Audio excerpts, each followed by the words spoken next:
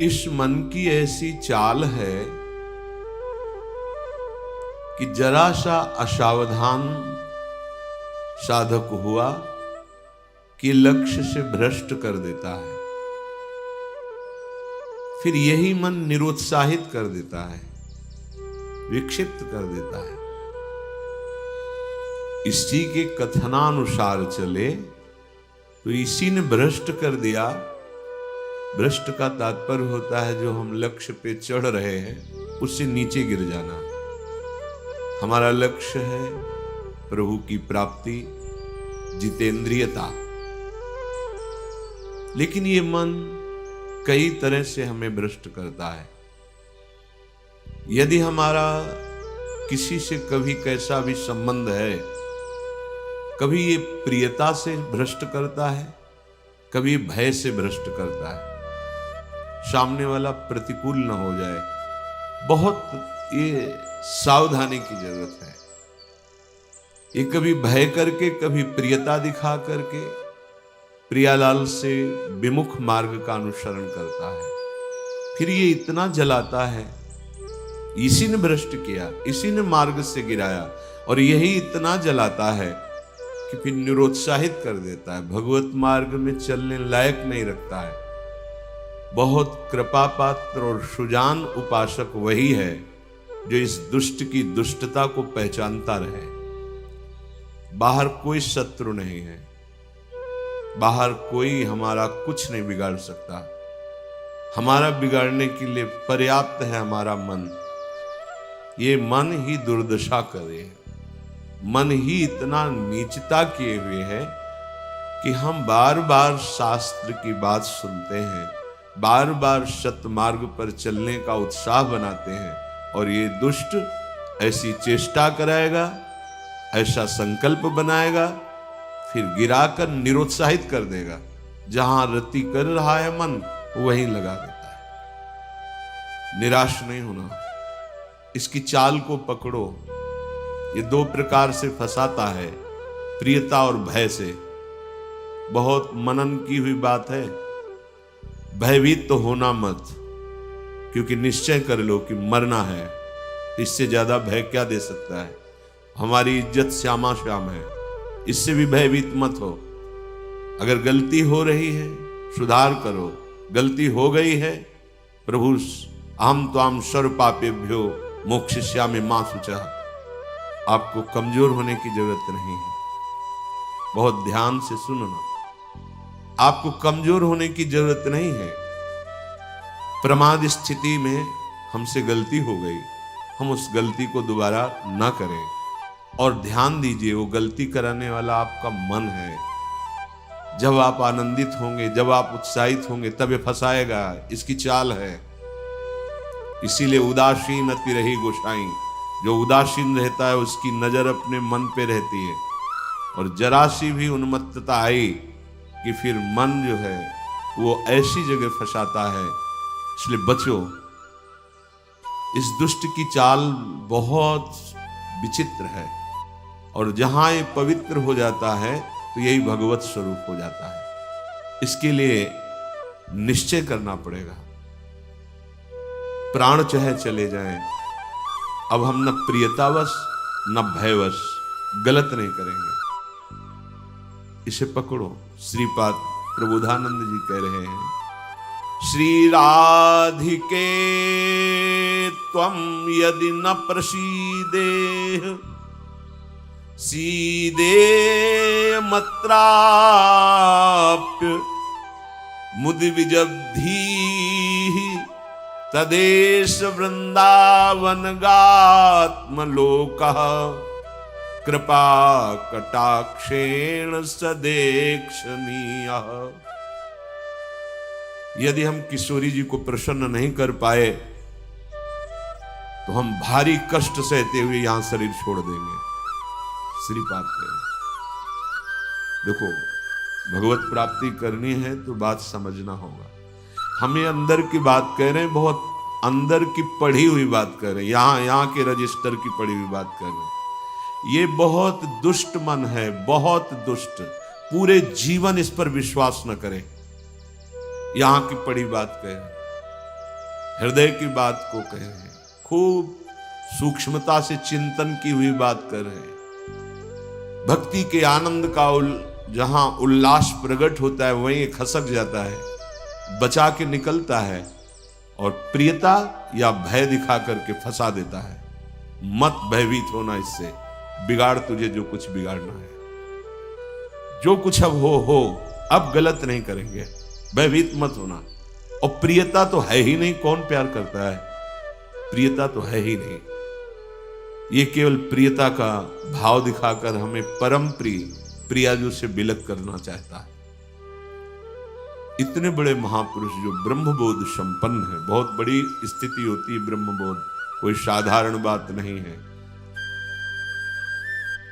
वो जब इस प्रेम रस मार्ग का रसास्वादन वृंदावन रस का हुआ तो वो उनको थोड़ी जरूरत रह गई अब प्रेम की। ये हमारे लिए श्लोक लिखा हुआ है। महापुरुष जन जो अपने अनुभव वर्णन करते हैं वो हमारे लिए वर्णन करते हैं। कह रहे श्री राधिके तुम यदि न प्रसीदे, यदि मैं आपको प्रसन्न नहीं कर पाया इस जीवन में, तो कह रहे हैं आप बहुत कष्ट सहते हुए पीड़ित चित्त के द्वारा मैं अपना देहावसान कर दूंगा, देह छोड़ दूंगा, पर आपसे विपरीत आचरण नहीं करूंगा। बस यहां रुकना होगा, यहां पकड़ो, यहां बैठा लो हृदय में बात। इतना बहिर्मुख हो चुका है उपासक कि वो पकड़ ही नहीं पाता है अपने अंदर की कमी को। वो अंदर ही अंदर वो खोखला करके, निराश करके बस केवल जीने में लगा देता है। खाया पिया सोया खेला कूदा, समय कट रहा है, बढ़िया है। नहीं भाई, ये बहुत दुष्ट है मन। बार बार इसलिए कह रहे इस पर कभी विश्वास न करो। जब तक शरीर का होश है तब तक सबसे बड़ा दुश्मन हमारा मन है, दूसरा कोई दुश्मन नहीं। इस दुश्मन को देखते रहिए। ये 5 ज्ञानेंद्रियों को साथ लेकर हर समय हमारे पतन का प्लान करता रहता है, पतन का संकल्प बनाता रहता है। ये बहुत नीच उतर गया है। इसे उच्च चढ़ाने के लिए जो नाम, जो मंत्र, जो आश्रय है, उसको इस कोटि से लेना होगा कि यदि आप प्रसन्न नहीं हुई लाडली जी, तो भयानक पीड़ा और कष्ट सहते हुए जानबूझकर हम अपना शरीर यहां छोड़ देंगे आपके धाम में, पर आपके विपरीत आचरण नहीं करेंगे। प्रतिकूलस्य वर्जनम। श्री वृंदावन में हमें आपका कृपा कटाक्ष चाहिए, आपका साक्षात्कार चाहिए, आपकी प्रसन्नता चाहिए। नहीं तो अपने जीवन को कष्टमय रखते हुए यहां प्राण त्याग देंगे। भाव समझ लो। जब इतना दृढ़ निश्चय हो जाएगा तो कोई हमें परास्त कर ही नहीं सकता। ये हमारा मन ही हमको परास्त करता है। एक बार नहीं, लाखों बार इसको देखा है। जहां भक्ति का आनंद उल्लसित हुआ ताए निकल पड़ा, क्योंकि देख रहा है असावधान है, इस समय ये आनंदित है, असावधान है, और वो कहीं प्रियता या भय दिखाकर फंसा देता है। अब वो जो आनंद था वो गुप्त हो जाता है। जो एक उल्लास बड़ा था, फिर वो निराशा, फिर हताश। अच्छा उपासक है तो उसको लगने लगता है क्या करूं, जीवन नष्ट कर दूं, ऐसा लगने लगता है, क्योंकि वो लक्ष्य की तरफ बढ़ना चाहता है और मन उसको फुसला करके ऐसे गिरा देता है कि वो निराश होकर देखता है अब क्या करूं, अब कहां जाऊं।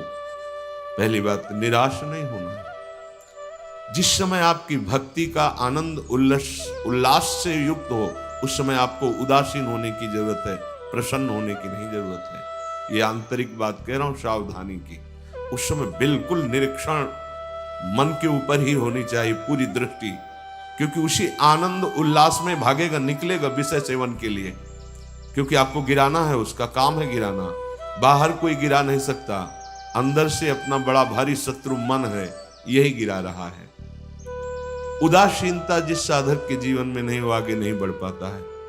उल्लसित नहीं होना, अंदर उल्लास, तो पूरी की पूरी एकाग्र दृष्टि मन पर। कहीं हमारा मन उल्लास में के छिद्र से भागकर कहीं फंसाने तो नहीं जा रहा है। हमने देखा है इसको 2 तरह से फंसाता है, एक प्रियता और एक भय।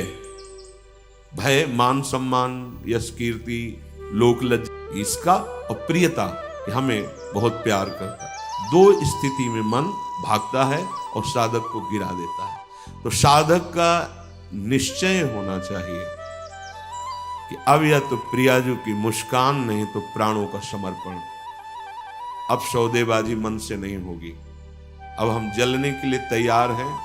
अब हम सौदेबाजी नहीं करेंगे कि है मन प्रसन्न हो जाए तो भजन में सहयोग करेगा। ये नीच कभी नहीं करेगा सहयोग। इसको तो जलना ही होगा, बिना जलाए आगे नहीं बढ़ सकते। महापुरुषों ने कहा है कि यदि आप अपना जीवन प्रभु के चरणों में न्यौछावर करने के लिए तैयारी कर ली है, जैसा श्रीपाद कह रहे, ये न्यौछावर है, या तो प्राण समर्पित कष्टपूर्वक हम शरीर, या फिर आप मुस्कुराओ, बीच में हम स्वीकार नहीं करेंगे इस मन की मनमानी आचरण। बहुत निकृष्ट है, बहुत रुलाया है, बहुत परास्त करता है। पूरा जीवन हो गया है इसको लगाते ही लगाते, तो इसको पढ़ पाए हैं कि हाँ ये है क्या चीज। बहुत नीच प्रवृत्ति है इसकी। एक क्षण तो ये वैराग्य की स्थिति में, एक क्षण में आपको लगेगा भगवत प्राप्ति की स्थिति, और एक क्षण में इतनी गंदी स्थिति पैदा कर देगा कि लगेगा अभी तक जीवन में कुछ हाथ ही नहीं आया। साधक की धज्जियां उड़ाता रहता है मन। और गुरु कृपा पात्र जो चाल इसकी समझ गया, हर चाल पे वही लगाम खींच दी, बच गया। नहीं, बहुत नीच प्रवृत्ति का है ये। अगर इसको समझ पाओगे तो आगे बढ़ पाओगे, नहीं तो निराशा पैदा करके भगवान से विमुख कर देता है। लाखों चलने वालों में कितनों को गिरा दिया, आगे बढ़ने लायक नहीं रखा। इसी मन का खेल है। तुम अपना जीवन प्रभु के चरणों में न्यौछावर कर दिए। अब उनकी कृपा की बाट जोहते हुए मस्त रहो। और ये मस्ती मन के निरीक्षण से युक्त बनी रहनी चाहिए। मन को ढील दिया ना जहां कि आज तो बहुत बढ़िया भजन हुआ, आज बहुत आनंद, वहीं निकल के फंसा देगा। ये अनुभव की बात है। आनंद की उमगन में इसके निकलने के चांस होते हैं। वो उसी, जब साधक आनंद उमगन में होता है तब वो निकल कर किसी विषय में उसे बांध देता और उस आनंद को खा गया। जो आनंद उल्लास था, अब वो पश्चाताप की आग जल रही है। अब फिर उसको लगता है इतने दिन मेहनत करने के बाद तो इतना हम चढ़ पाए थे, फिर मुझे गिरा दिया। फिर वो निराश होने लगता है। शोक, विषाद, दुख, क्लेश, कष्ट, संताप, भय, उद्वेग ये प्रदान करता रहता है। इसके सामग्री क्या है मन की? इसके अनुकूल चलोगे तो क्या देगा मन?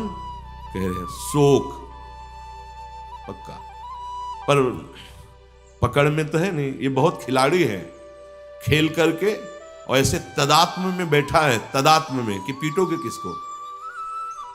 तदात्म, तुम्हें तदात्म कर लिया है। अब उसको दंड कहां से दोगे?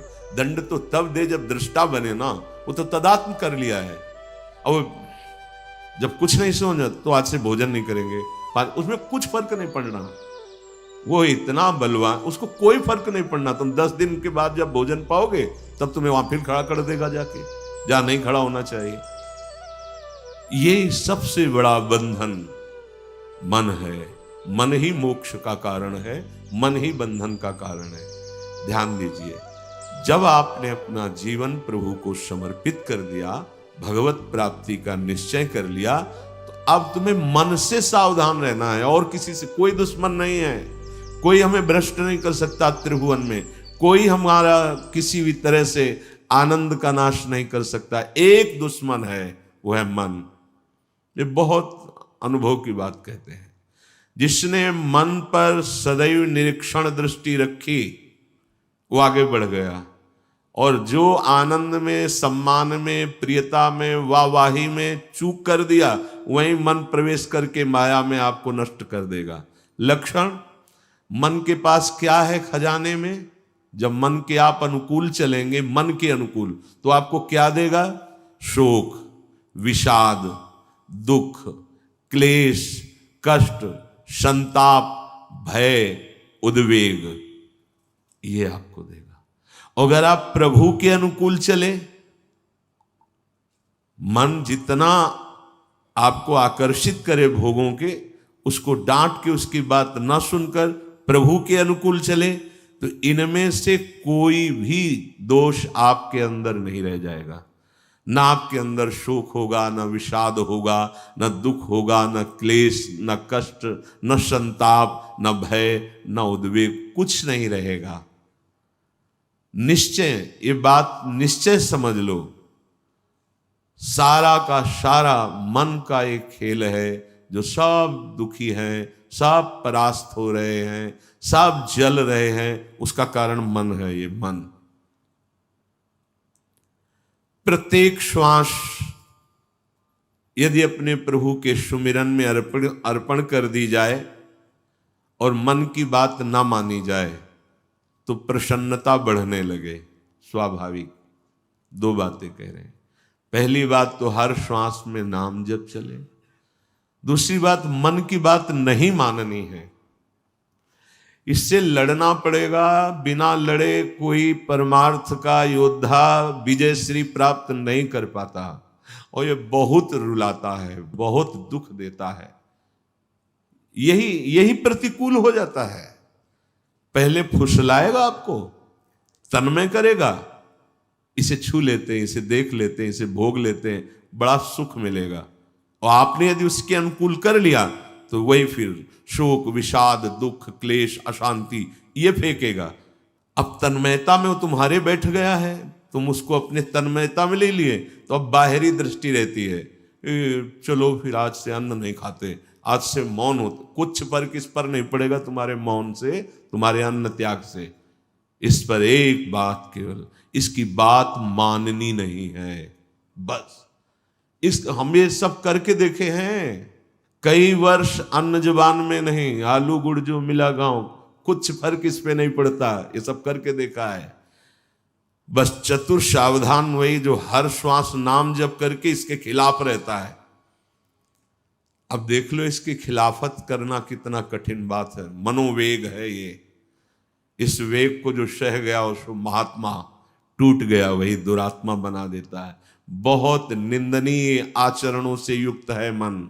आप देख लो, अगर इसको सुधारना चाहते तो इसके खिलाफ कमर कसनी पड़ेगी आपको।